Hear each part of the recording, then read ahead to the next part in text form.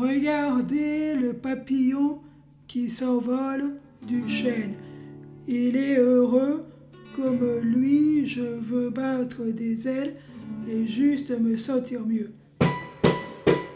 Mon handicap vient de ma naissance, suite à un problème de couveuse. Ça m'a bloqué mes jambes. Moi, je n'ai pas de problème avec ça car je sais d'où vient mon handicap.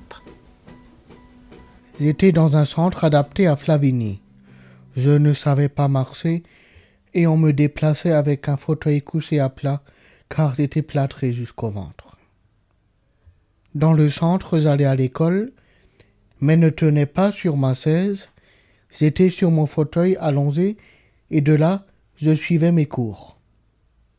On m'a d'abord allongé les muscles, puis à ma dernière opération, on m'a travaillé mes pieds de façon à pouvoir marcher.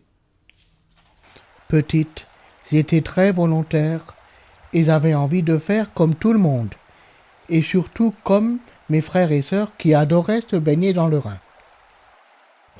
En 1989, j'ai intégré les ZAD de Turckheim. Je faisais au départ du conditionnement. Mon travail me plaisait et j'étais très minutieuse. Un jour, mon moniteur référent m'a proposé de faire un détachement pour une entreprise de cours par correspondance. Christine, la semaine prochaine, vous serez mise à disposition dans une entreprise à l'extérieur.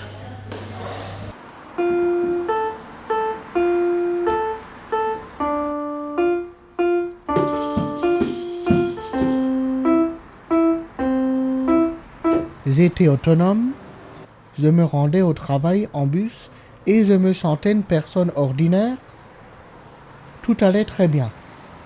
Pourtant, la maladie était bien présente, mais le travail me permettait de l'oublier. Jusqu'au jour où j'ai eu une douleur atroce au niveau du ventre. Et voilà, le médecin m'annonce que j'ai une perforation de l'estomac. Ceci m'a fait ressurgir des fantômes oubliés. Les opérations, les hôpitaux, les infirmières, les médecins et la mauvaise santé. J'ai commencé à me réfugier dans un monde virtuel qui me faisait du bien.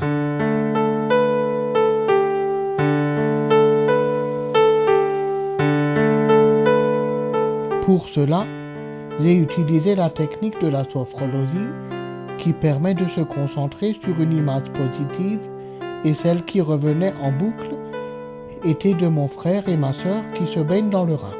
Je me suis souvenu que l'eau me faisait du bien. J'avais l'impression d'être une danseuse, avec toute sa grâce et sa légèreté. Après l'opération de mon estomac et ma période de convalescence, j'ai mis en application ce que j'avais décidé. L'eau serait mon meilleur ami et me permettra de devenir une personne extraordinaire. Je me déplaçais en rollator pour me rendre à la piscine. Ce fut un départ pénible, mais j'avais un but: intégrer un club de natation.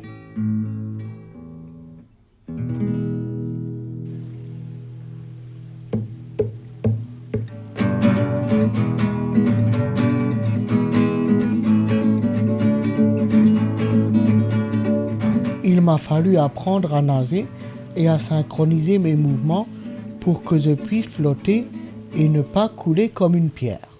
Le maître nageur m'a soutenu, il m'a poussé à avancer pour que je sois forte et que j'aie confiance en moi. Au bout de quelques mois, le maître nageur m'a proposé d'intégrer une équipe de sportifs pour participer à des compétitions. Christine, je vous ai inscrit à une compétition de natation. Que j'ai tout de suite accepté. Il a fallu passer par des stages intensifs pour que je puisse progresser rapidement. Pour évaluer mon niveau, j'ai fait plusieurs compétitions régionales. Allez, jusqu'au bout, allez. Le travail paye toujours, car je suis arrivé 2 fois en première position. Ça me plaisait de réussir. Je ne me sentais pas différente des autres. Je me sentais forte, avec l'envie d'avancer et de ne pas baisser les bras.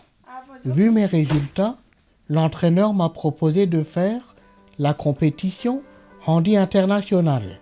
Je ne voulais pas décevoir mon entraîneur, il fallait absolument que je lui montre ma capacité à décrocher les étoiles. J'aime quand les personnes ont confiance en moi, car je sais que je suis une personne capable. J'atteins toujours mes objectifs malgré mon handicap.